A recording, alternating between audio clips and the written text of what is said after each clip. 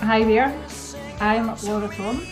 I currently work at eSure, where I've played a leading role in delivering our transformation from insurance incumbent to a technology company that's a top 3 personal lines insurer in the UK.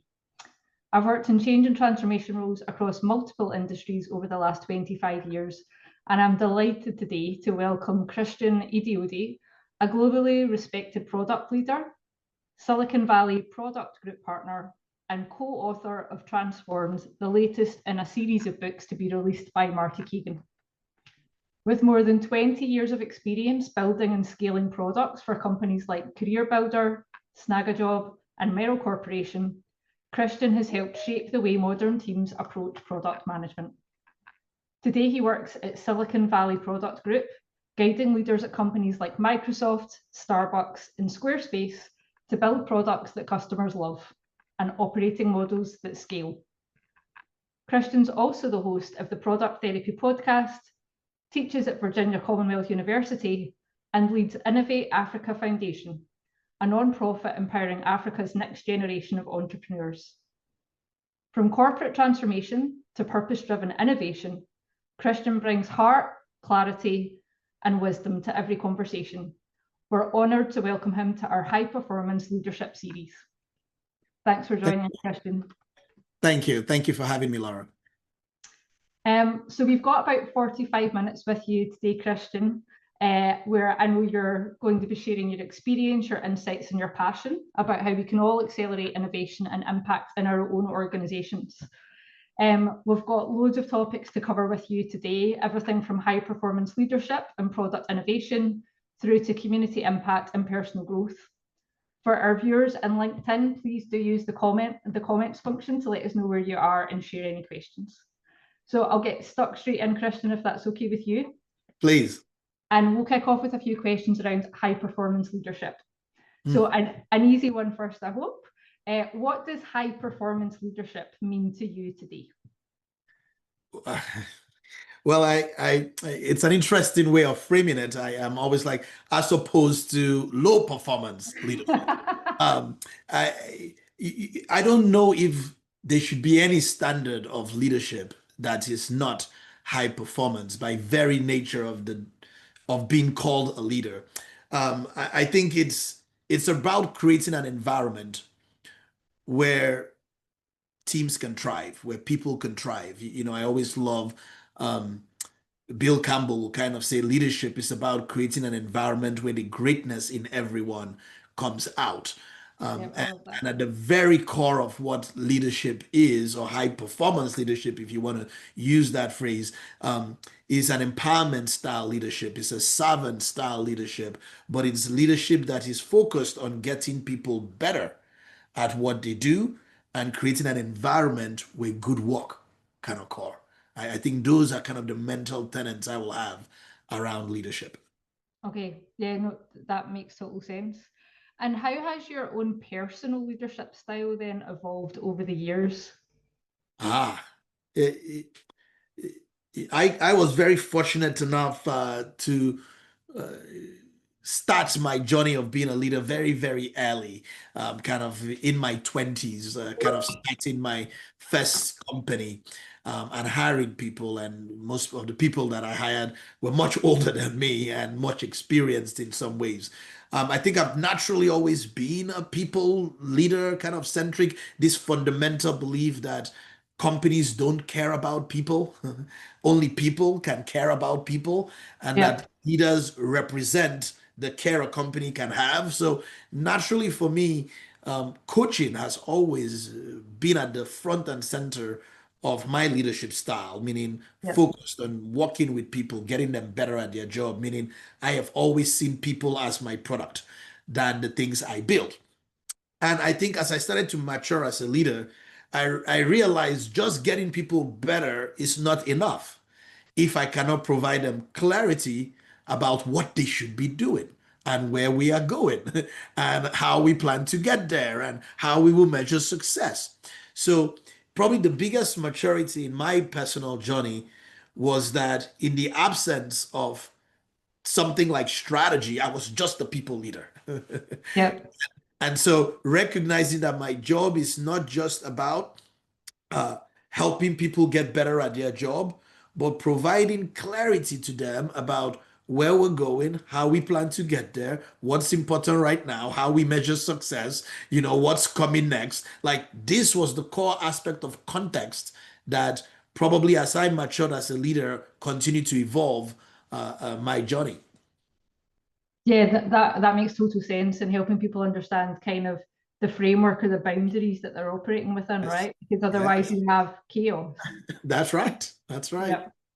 And so you've kind of touched on this a little bit, but what do you think are some of the biggest misconceptions then about what makes a great leader? Oh boy.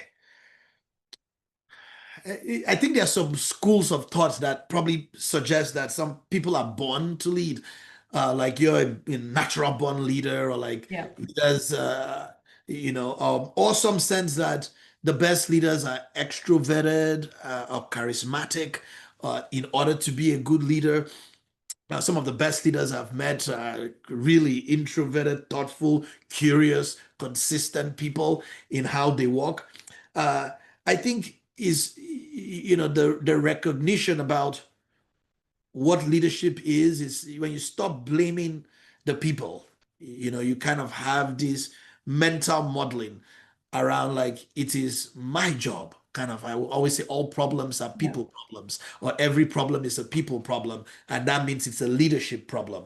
And you kind of recognize that you trust in an environment where good work can occur, where the greatness in everyone shines. I think there's a big misconception around what leadership is. And so people default to two extremes of it. It's like, oh, I'm a leader, I have to be the expert, the know it all, have all the answers. They are so hands on and it becomes micromanagement. Oh, I'm now a leader. My job is to not do anything and lean back. And I'm now a delegation style professional manager where I'm hands off. And yeah, there's this magic, I think, that is a lean in leadership through context, where you're providing clarity, helping, coaching. These are the aspects that leadership is actually active, not passive. It's actually empowering. It's actually taking the accountability for the outcome. I think someone described it to me just recently. It doesn't always mean signing up for the outcome, but being responsible for the outcome. Yeah. yeah. And you touched on a word there that I think is a really important one for me, which is accountability. And how does that accountability translate day to day? Because I think there's different ways to demonstrate that accountability. That's right. And active leadership is definitely something that resonates with me around getting into the work and understanding how you can support and enable your teams Right. to achieve. Um, what is the one leadership failure, if you look back across your own career, that you learned Oh, the most from? oh boy. I've always kind of thought like leadership without inclusion is just control. There is politics in many corporate environments. Uh, and I think early on in my career, there was this naivety, like, if it's good for the company, if it is good for the customer, if it is, doesn't go against my ethics or my values, everybody Yeah, should believe that it's the right thing. And you kind of fail to manage up and across through the politics or the dimensions around it. One of the things I learned very early is like, many people will have a lot of people that report to them, but most of us only have one boss, one manager. And we are not very deliberate in taking the time to understand how they like to work, understand their nuances, how they like to communicate, what's yeah. important for them. So a lot of things started to change when I created a user manual on my manager.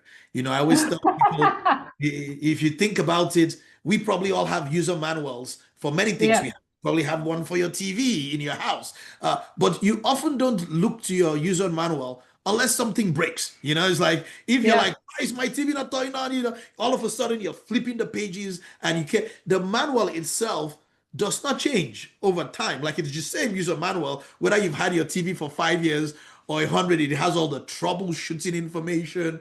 And I tell people, most people are not deliberate enough about understanding the person that they work for. If many people Yeah. are stuck with a boss for years, and so I think a lot of one things that a leadership failure I learned was not taking the time and effort to try to understand that, especially as I started getting senior, you might work for a CEO, work for, like, this is the most senior leader in the company. I would love to know how they think, how they measure success, their preference of communication, what is important to them, how they like to get status, what clarity means, how they, this. And once you write it once, it's like it doesn't change tomorrow. And when there's friction, there are things in there, you can refer back to it, you can improve. It improves your collaboration, it improves your Yeah. empathy, it improves your communication. So it's often a tip I give many people is to create a user manual for your manager. In short, if you're a manager, create one that you can help other people understand you. It's one of the fastest ways to build trust and also navigate politics. I love that idea. I think I'm going to have to sit down and do that after this webinar. Do you know, Yes. it's so interesting. I got a really similar piece of career advice quite a few years ago now, which was around, particularly when you're working in big organizations, trying to understand the objectives and motivations of the different senior leaders you're working with. Because the bigger the organization, the more likely they are to conflict. And I guess it's just a bit of a build on that idea. Cool. Okay, really keen to get stuck into some questions around product innovation and strategy, which is obviously something that you Yes. do every day. So first one, what makes a product truly innovative in your eyes? Oh, innovation is really a factor of how many attempts, how many experiments, how quickly you can try and test things out. But really, the driver or the key aspect of innovation is what is just now possible. What can we do today that we could not do yesterday? Most problems by themselves are not new. What truly is different is how we solve the problem, what technology we can leverage today to solve that problem. And we are seeing that before our very eyes with Gen AI and the influence in our work, where, very simple, novel problems in the past are being solved dramatically different in a world of AI. And in some ways there's some element around innovation that is beyond the tech. It's about kind of the magic of it, and the magic can come from the experience, the magic can come from an insight. I remember when I was working at a big job board, we had a product that was just all about upgrading your resume. Like, if somebody's looking for a candidate, we're going to put you at the very top so that people can see your resume or your CV first. Yeah. People will pay like $20 for that. And, I was like, so it's okay. I really don't know. But the second we could tell people, I will tell you who looked at your resume. We charged like $200 for that. And it was the best growing product. It was actually not the tech that drove it. It was that insight that was magical in it, because the tech, it has always just been there.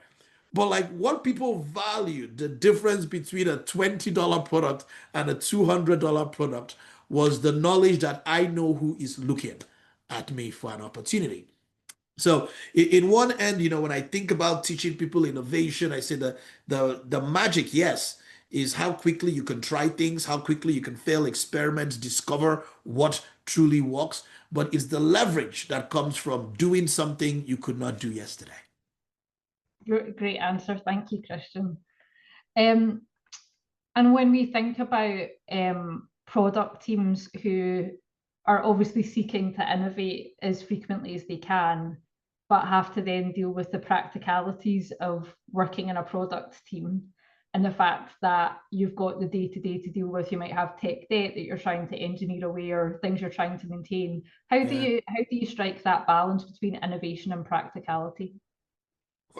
Well, I mean, that's what discovery is all about. I don't know if that's probably a very interesting way of actually defining what discovery is about. If you think about what you're trying to say, you're trying to find the best solution to a problem, kind of in an innovative way, like leverage stuff, but you want to do it within the reality or the constraints of your environment. This is the very definition of product management. This is why you need product managers. People often kind of say, why, what makes the job hard? The job is not hard because we're trying to build products customers love. The job is not hard because we're trying to make money for our company. The job is hard because we're trying to do both of those things. We're trying to discover what's going to make people happy while also making money. I tell you, look, making customers happy is not hard. Buy them all a boat. Buy them a house. Just try it. All your customers will love you. But why can't we buy them a house? Because we probably don't make money. But how can I discover a product or a solution that makes them as happy as they would be if I bought them a house, while also making us money and profit or revenue, engagement, whatever kind of we want back in return? That's the very nature of the discipline. That's what the job is about. So the idea is that what makes it practical is like your questions like, can we afford it? Can we market it? Can we sell it? Is it legal? Is it compliant? Can we scale it? Can we do it with our current constraints and our tech debt? So discovery is saying, I need to discover a solution worth building that we can actually build. I need to discover something people are going to love that our business will also get something in return from. So, how do you balance it? My goodness, I hope with discovery, that is the job. I hope if anybody need a clearer definition of why you need a product manager or the product discipline, that's it. That's it. Yeah. Cool. And when you look back across your career as a product leader or some of the clients that you've been involved with, it would be great to bring to life a product decision that you feel especially proud of, Christian. Often people will ask me, what is my favorite products that I have built? And I've had the honor of participating in building probably over 200 and something products now. And, I used to always tell people, my best products in my life is my kids, and their humanity, their tolerance, their thoughtfulness, their well-grounded humans. But in the same light, I've always said, once I became a leader, the product became the people under my care. They are the stories or narrations of, oh my goodness, Laura was a intern and now she's chief product officer at this big Fortune 100 company, or Lauren was a product manager and now she's CEO. Those kinds of things are probably the proudest things in my career when you think about impact. When I think about decisions, I do a lot of work now in Africa. I was even helping a fintech just recently kind of go through thinking about their onboarding flow, and they had like this 26-step process, and we're able to get it down to 3. And it wasn't like a technical thing, it was just a human thing to do in kind of solving the problem. And those types of decisions, I guess they come from us, years and years of product sense and product tastes developed over time, kind of the intuition and gut to help people do that. So those are probably the things I will count more today than products you see in the world. Because if you've been doing this like 20 years, I'm hoping most of your products don't survive. I'm hoping they are replaced by better things. Yeah. But what doesn't change are the lives impacted and the solutions in the world over time. So if I'm reflecting on the number of lives, on the number of people that have used a patent, a product, or a solution I have contributed to, that's a very interesting thing to look at.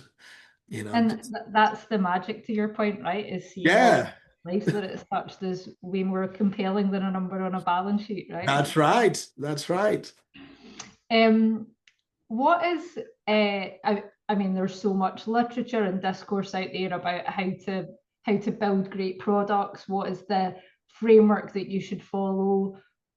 In your experience, what's kind of a piece of conventional product wisdom that you think is overrated? it's probably what you just said right there with the frameworks and the tools.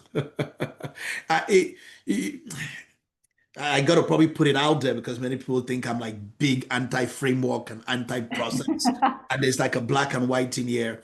Uh, but it's almost like I'm trying to tell people that the secret sauce is not the framework, it's not the process, it's not the model, it's you. It's like wondering like the secret framework for like your football team or your basketball team. It's like yeah, at the end of the day, sure, strategy matters, but is it the process of bouncing the ball? Is it the process of like how to do the pass or how to shoot the ball or what framework of method? It's like the magic at the end of the day is like on a basketball, it's like five people that work incredibly well together, coordinating with a Yeah. plan to go win against another team. It's like when a new product manager came to me the other day, said, "Oh, I just started my career. What's your favorite tool for me to help me be a great product manager?" I said, "Oh, I have one." He's like, "What is it?" I said, "Do you have a phone?" He's like, "Yes." I said, "Bring your phone. There's something on your phone that looks like an airplane. Push that button." Magical things will start to happen in your life. If you don't have one of it, just turn it off. And he's like, "What?" And I'm like, time management is going to be very important in this discipline for you. It's just, but you kind of see my point. That will make a bigger impact. The time you spend with customers, the what your contribution to your team in terms of your deep understanding of your business, your industry, your data, your products, your ability to collaborate well with others to solve problems. The magic is you. You are great products are built by great product teams, but great product teams are just ordinary people. That's the Yeah. magic. So I do think the one of the most overrated aspects of it is all of these frameworks and process and tools. I have to say to people, look, if you want better engineering, don't work on better engineering process, have better engineers. If you want better product management, don't work on better product management framework. If you have better product managers, you will get better product management. And that is it almost feels like a mental draw. I'm like, how are we stuck in this in our discipline? We have to Yeah. understand this. Please don't get me wrong. I mean, I was just talking with Shirish Doshi recently, and he defined a framework, probably the best way I've ever had it defined, which is like you're trying to package the intuition of another person to Yeah. enable better outcomes.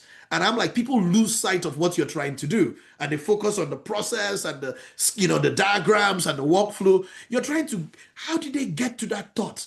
How did they get to that it got? So there's magic in it when done well or thought well, but that's not really the magic of great products. Great. Thank you. It seems like such an obvious solution. I know. Welcome. I'm going to take the conversation to a slightly different place now, which is to focus on the really important work that you do with African organisations. So first of all, just really keen to understand what inspired your commitment to technology in Africa. Yeah. Oh boy. I've got I am from Africa in some ways. I think I have experienced the power of possibility when you're given the right platform. So I've been very fortunate and lucky in that regard. But SVPG, we've participated in watching the wave of innovation across the world over Yeah. time. You've kind of seen these three natural waves, and you probably saw it in India or China, a couple of decades ago, where you get the talent drain. You're losing your talented people to companies in Europe and North America. Like there's better opportunities there. You're losing people there. We see that in Africa today. Most of the smart, they are chasing better opportunities and possibilities. The second wave is when companies start to recognize, like, wow, there are lots of talented people coming from India, China, from Africa. Let's go build a tech hub or a place there so that we can tap into that talent. Africa has the Yep. youngest population in the world, so you start to see people like leveraging African talent. But what's happening there is they are still building for the world. They are still Yeah. building for other parts. And the third wave is when you start to, these people start to recognize, like, look, we can solve our own problems. We can leverage technology. We can build our own WhatsApp, our own iPhone. We can solve problems in our community that are uniquely for our market or our audience. So some part of my vision and what SVPG is participating in doing in Africa is to serve as a catalyst to accelerate that wave of innovation, to accelerate that place. And it's not for lack of smart, brilliant, talented people. We are humbly in awe in the participation, the creativity in that market. In several ways, we've seen a lack of access, to information, lack of access to technology, lack of access to an ecosystem. It's not like a Silicon Valley in Africa where you have generations of entrepreneurs that are passing knowledge to someone else. So, I mean, if you're starting a company in Africa and you're trying to make a decision on your product and you don't know what to do, what do? You probably turn to a book, probably Google it, you find something, maybe it doesn't work, you try until you find something that works. But just imagine if I could connect them with Laura, somebody that has had experience, been in a corporate environment. It accelerates the decision making for good outcomes. So we focus a lot on coaching, we focus a lot on community, we focus a lot on access to capital and knowledge, which is kind of the patient capital. We want people to solve problems than really focus on just trying to make money off a problem, which is kind of a very common part in Africa. So the whole aspect of my foundation, the Innovate Africa Foundation, is really giving back and creating a launch pad for bold ideas and problem solving in Africa. Great. Thanks for explaining that, Christian. What do people get wrong about tech innovation in African markets? Ooh. I think a big piece I've been trying to mention to people is, Africa is not just one market. Africa is a mosaic of languages, of cultures, of religions, of consumer behaviors. A product that resonates in Lagos may fall on its face in Kenya or in Egypt. While you might iterate in the continent, you probably have to localize or culturally in some ways. I think there's also a misconception about a lot of the big companies are fintech and micropayments and the immersion and the lack of adoption. Many people see a lot of problems in Africa. I choose to see the opportunities in that way. Kind of people tell me, oh, what is it, 14 of the top 20 least developed countries are in Africa. And I'm like, well, yeah, 5 of the top 8 fastest growing economies in the world are also in Africa. But the mortality rate in Africa is so high. And I'm like, well, it's also the youngest population in the world. Or, says, oh, well, only like half of Africa has access to the internet. And I'm like, really? And they managed to squeeze out like 11 unicorns in tech companies. Imagine what happens when 75% has access to the internet or 100%. And there's this idea here, people mistake scarcity for the lack of talent in Africa. It consists, that kind of constraint breeds creativity. It's probably one of the most creative environments I have ever experienced. You might say necessity is the mother of invention, but there's some magic to their problem solving, to their creativity in a continent. And I'm always in awe of just imagine what could happen with a little technology, with a little access to emerging tech, and they can leapfrog societies in a meaningful way. I mean, humans are built for solving problems, right? And it's like you create barriers and you find ways to get around them and overcome them. And that's such a great example of it. What lessons do you think we can take from some of the organizations that you've worked with in Africa? How can we take those learnings and expand them to markets elsewhere? I think I used to have this false sense that when a problem is solved in Europe or North America, of course, it's solved everywhere. It's like one of the very first problems I solved in my career was moving jobs, people finding jobs from the newspaper to the internet. you know. Yeah. And I remember I used to start with like, I'm gonna put a code in the newspaper, like, we're hiring, type this code on the internet, and like you will see more, like, and then we now build the engine around this. And so, you're kind of like, of course, the whole world has caught on like this now, the internet, and then you visit somebody, a friend in Africa, and they're like, how did you find your job? Oh, there was an ad in the newspaper. I'm like, what? You actually found a job still in newspaper? And you would see so many companies with that use all these very legacy ways of technology to kind of solve problems. And so, in some ways, I think the innovative possibility exists everywhere. What we have an opportunity to do in Africa is to leapfrog.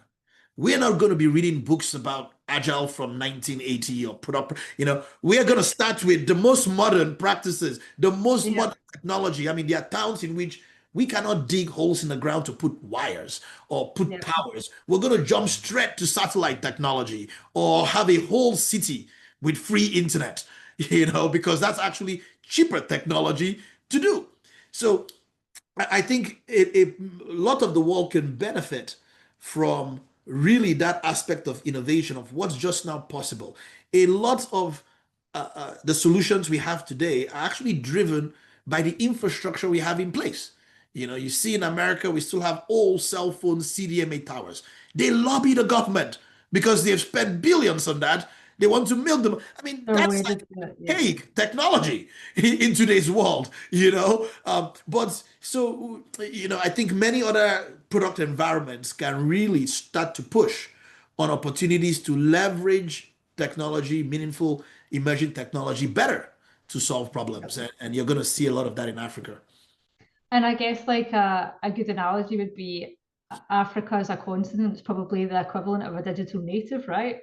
They don't have the same legacy that they're trying to build on or migrate from, and it's greenfield, right? And that means that you can, to your point, go straight to whatever the latest is, rather than trying to work out how do I integrate my 14 sales platforms. I love that phrase. It's kind of like I try to convince or explain to many companies that I'm not challenging you to transform just because it's good for you, but because your customers are changing. Your future customer is my teenager, who asks the question like, why do I need to put my money in a bank? What does that mean? Like, is it there when I want it? I mean, if I want to change it, I have to write the check or get my money. I mean, I need to pay things. I can just do that all from my phone. And I'm saying this, to your point of digital native, any child today, you ask any question like, hey, get me a car, they pull their phone, buy me a house, buy me, travel, pull their phone. Everything starts with, I'm going to pull my phone. And guess what? If they don't know the answer, what are they going to do? Google it or chat GPT it. So imagine, you think about Africa as like, digital nation. They are like the future in terms of if they are the youngest population in the world, they are a reflection of where the world will be. And if you can figure out how to solve for that ecosystem in you're like solving for your generation that's coming for your business. Yeah. Yeah. Thank you. You're obviously really committed to that work that you're doing. Can you share a story with us that kind of captures the impact that you're most proud of? Oh boy.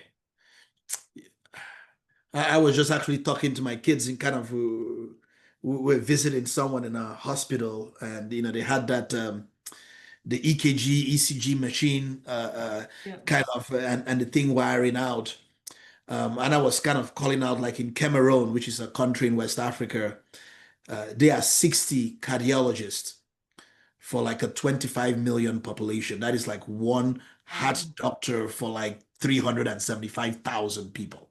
Yeah. And it's a company called Cardiopad, and they've built this solar-powered remote examination device where you can do an ECG at home. And you can kind of send your results to people, and that is taking into account the fact that there's not access to electricity, taking into account that there's not access to medical facilities, but the amount of lives saved because you can have early diagnosis, you can prioritize the people that a cardiologist can see or who they need to Yeah. see. You can separate a heartburn from a heart attack. You can say, I mean, these are magical when you can kind of think about it. I was coaching a founder in Rwanda, and the guy was doing a little farming side hustle, and now has built a whole digitized crop tracking platform in their market. You kind of go from that hustle to infusing technology and the multiplier effect of the Yeah. so you know, there are countless of stories like this, Laura. I mean, you kind Yeah. of asked me what keeps me going at night, what motivates me to wake up in the morning or inspires me. It's truly about lives being changed Yeah. by things like this. Yeah. Yeah. I mean, it's an incredible example, kind of getting goosebumps a little bit, but I think that's kind of that necessity has kind of created that opportunity. But then you think about applications for things like the ECG monitor in the Western world, where like in the UK, our health service is on its knees. And you Yes. think that could be just as applicable in this Yeah. context. So there's Yeah. real commercial viability for that That's right. outside of the context in which it was created. It's Yeah. really exciting. Yes. Changing tack again, keen to have a conversation with you around psychological safety and culture, which we know are incredibly important for organizations to be successful and for transformations to be successful.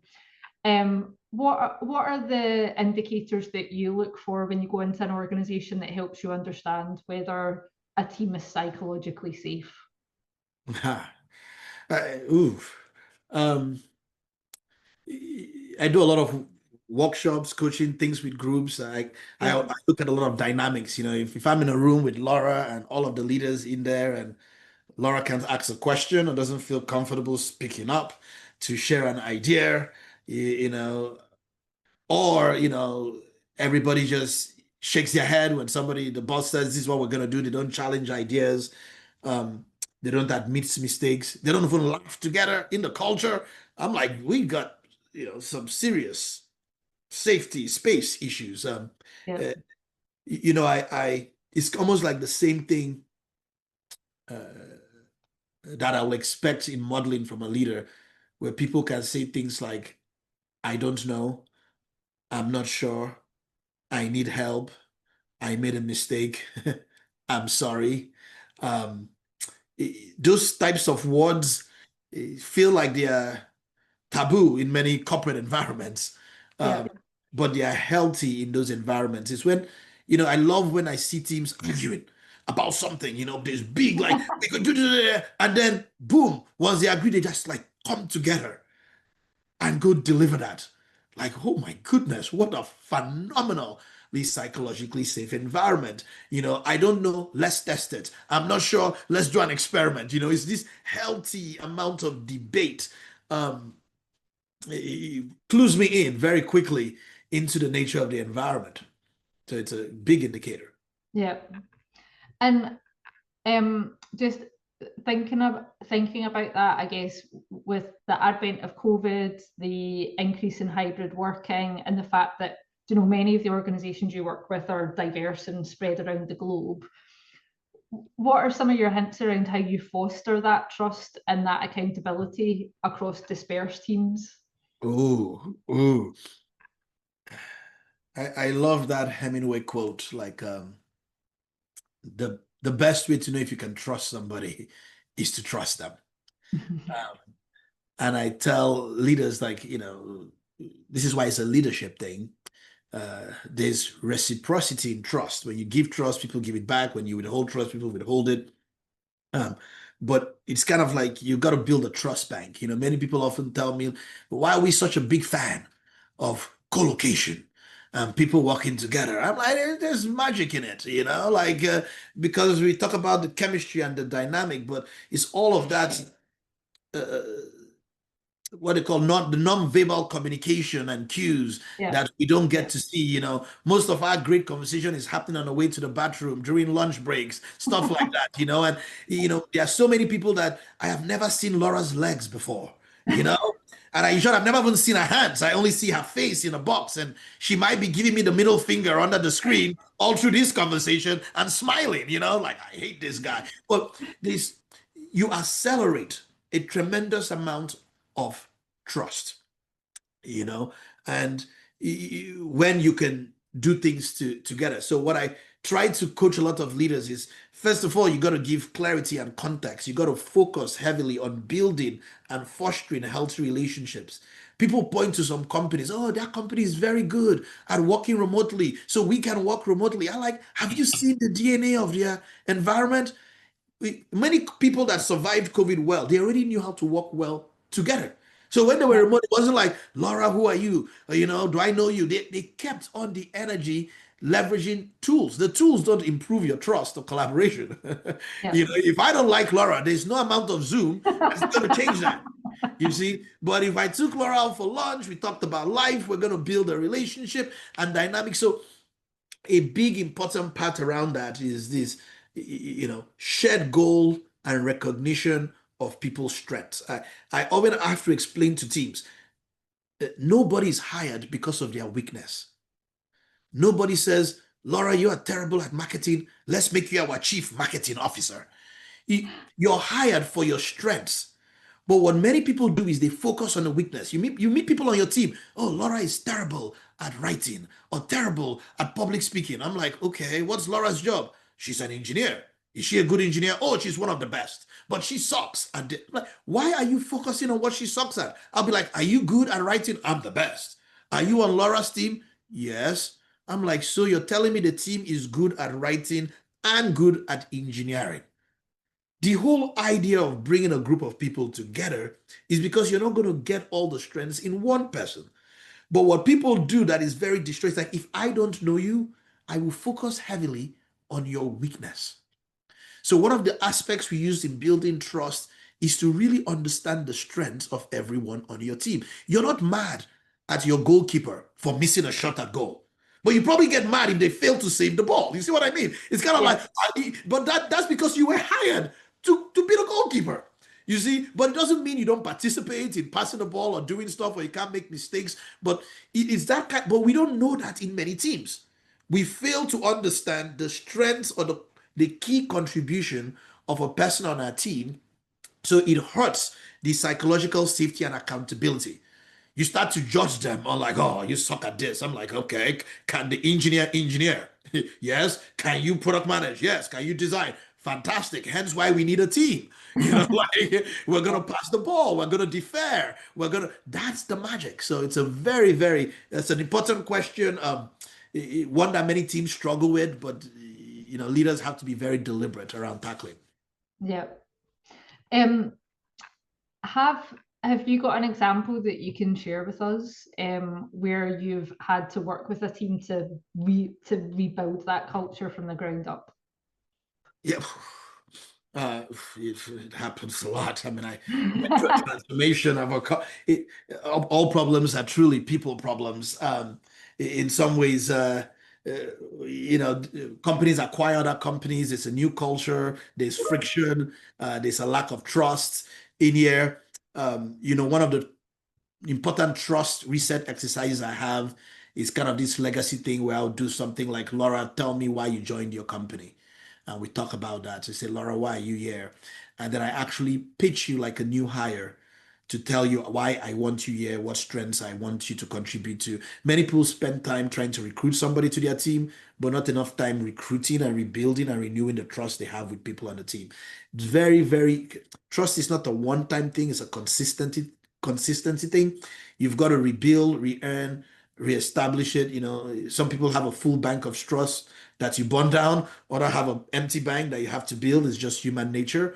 But you kind of have to be deliberate. I have every single time you add a new person to a team, you change the trust and psychological safety dynamic. Every time somebody leaves, every time you acquire a company, you sell a company, every time you build a product, you make a change in the world.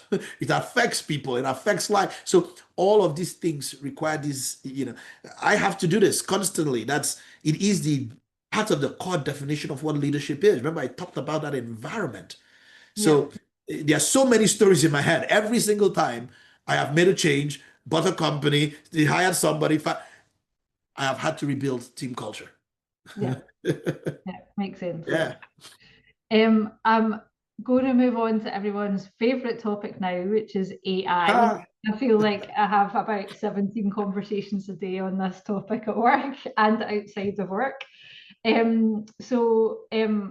To get it started, how do you see AI changing the role of product managers? There are many aspects to this, but I've been framing to many people like, okay, maybe some people were not old enough to remember there was a time there was something called the internet, and it came up, and people called themselves internet companies, and I'm internet product manager. In short, there was when that had that mobile wave, people were like, I'm a mobile product manager, I'm an iOS product manager, and Android product manager. You don't hear any of those things anymore. So now what I hear, I'm an AI product manager. I'm like, in 5 years, I'm like, as opposed to what? Like Yeah, there's always going to be emerging technology. Our discipline is not defined by the title or what you prefix your role with, like AI product manager. Obviously, the impact of AI can be in how we build products, maybe in how we decide what to do and context, in how we do discovery and the tools that improve our productivity. It can also be in the products we build, like intelligent products, products that are powered by AI. So those are two aspects or two impact aspects.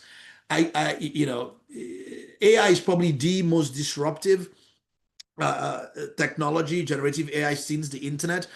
Typically, when something is disrupted in our product development life cycle, it heightens or elevates the importance of other aspects. So the internet disrupted product distribution, go to market.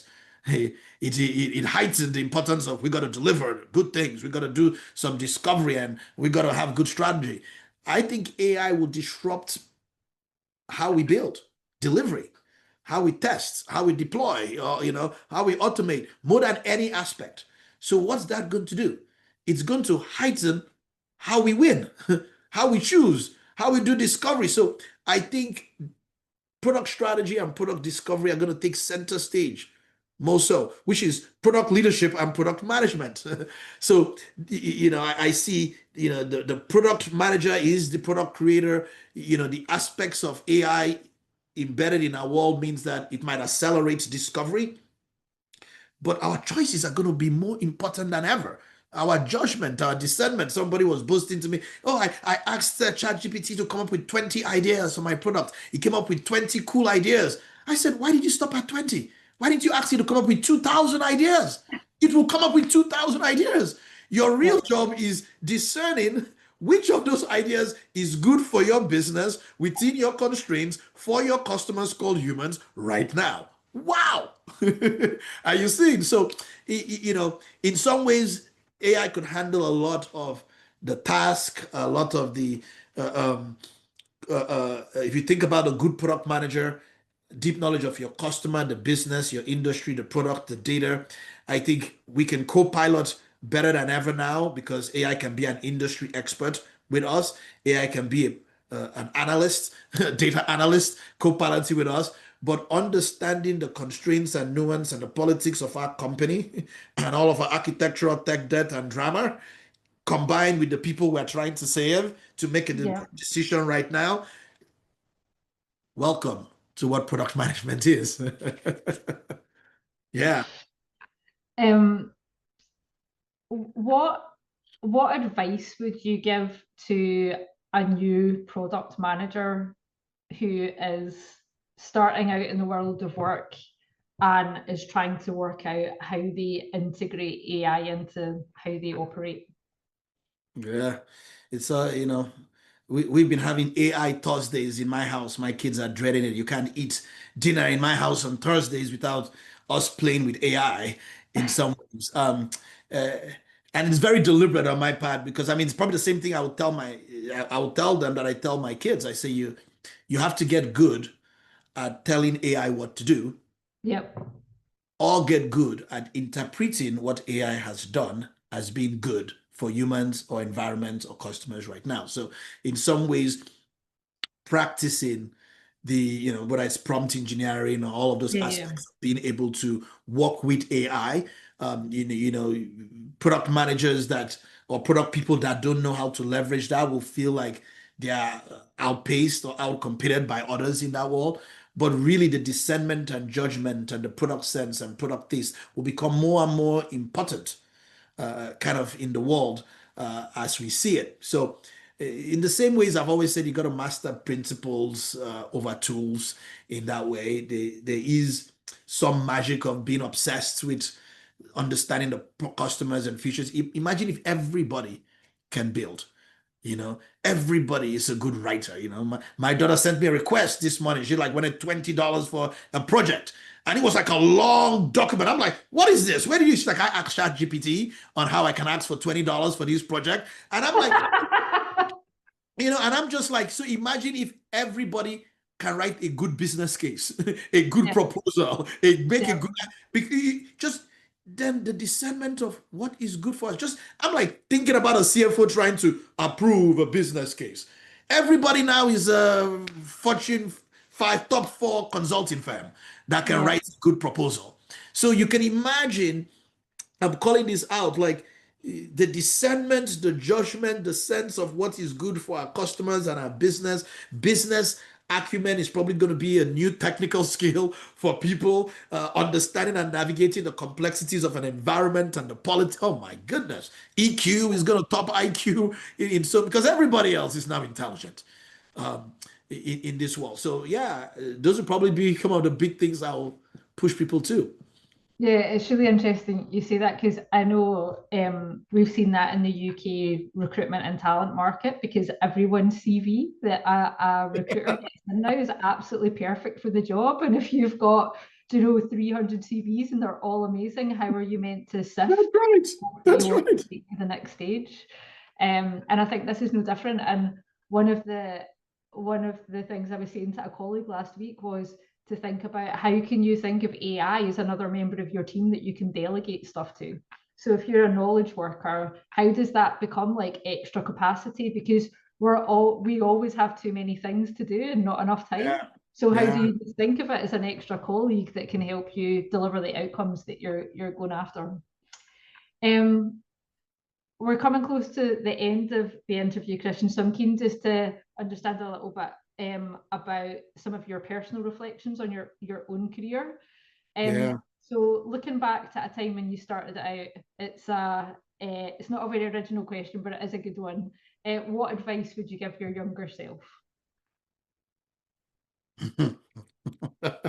Oh boy. I used to think lots of things in terms of what I've written and the goals that I've accomplished. Like it's never too late to be all you want to be. But one quote that has always caught me that I will always want to scream to my younger self if I could is kind of the magic you are seeking is in the work you are avoiding. And I wish I had that a long, long time ago in so many aspects. Because if I played back every time I have addressed those things, those kind of magical things in my life, the trajectory and the change. So a big piece is, in that success isn't a race, it's a rhythm. And that's a big piece. Yeah. I'm trying to scribble like some great quotes coming from this today. Thank you. And how do you manage your own energy and your ambition and your learning? We were talking before this interview that you get loads of requests to do things like this, for example. So how do you make sure you can spend time on all the things that you want to devote attention to? I am getting better at calendaring or scheduling what matters in some ways. It became clear to me that, our life is really the result of the things we consistently make time for. Yeah. And I have tried to reverse now rather than this kind of work-life balance or this life-life balance or kind of thing. I just deliberately want to carve out these are the things I want to accomplish. These are the experiences I want to have. This is how much time I want to vacate, spend time with the family, spend afternoons, see people I love. And then I'm like, what's left is what I'm going to use to work. And what an amazing gift that at this point in my career I can do that.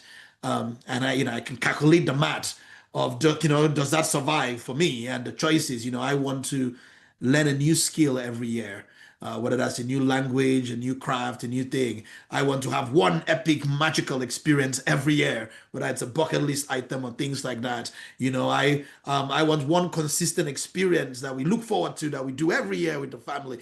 So imagine I map out my whole year with those aspects first. And then whatever is left, I dedicate to work or in that kind of way. And that's been super rewarding to me. I'm getting better at it. It's very hard to do and very tempting to kind of skew to time off or activities that don't matter, but there's been a big key for me. That's such a great idea.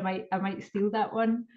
And so what's next for you then from here? Are there any of those things that you could share in terms of what you've got in store this year or into 2026? Well, I mean, there's more teaching, more coaching, more giving, more storytelling in kind of what's next for me in my future. In that way, I mean, my kids and I, we did like an RV trip around the US last year to kind of national parks.